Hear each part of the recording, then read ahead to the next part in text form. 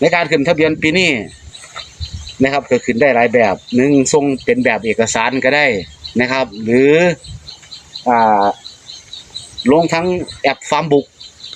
นะครับแอปฟาร์มบุ๊กเนี่ยสำนักงานเกษตรนะครับเพิ่นให้สามารถให้เกษตรกรนี่มาถ่ายเองได้นะครับโดยบ่ต้องมีผู้นำบ่ต้องมีผู้ใหญ่บ้านบ่ต้องมีผู้ซอยบ่ต้องมีเกษตรอาสานะครับแต่บ้านเพิ่นบ่มั่นใจคือเก่านะครับเพิ่นญาติเพิ่นบ่ผ่านเพิ่นญาติเพิ่นบ่ได้เงินน่ะนะ ได้ยินว่าสิมีได้ละพันแต่ว่าก่อนท้ายนี่เขาเฮานี่ครับต้องได้15มื้อซะก่อนเด้อนะครับต้องให้15มื้อซะก่อนผู้ใดบ่ได้ถ่ายผู้ใดบ่ได้ลงทะเบียนเกษตรก็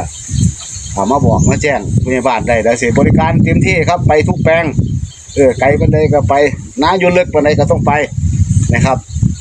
แต่ว่าถ้าพี่น้องเฮ็ดเป็นลงแอปทางโทรศัพท์เป็นนะครับก็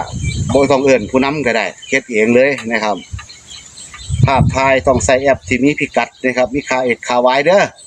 เอาจังซั่นเนาะพี่น้องเนาะเริ่มลงทะเบียนได้แล้วตอนนี้เอายายร้องนี่เพิ่นเตรียมมานี่แม่นบ่นี่สมุดเกษตรนี่เพิ่นเตรียมแต่สมุดเกษตรมาก็พอนะครับ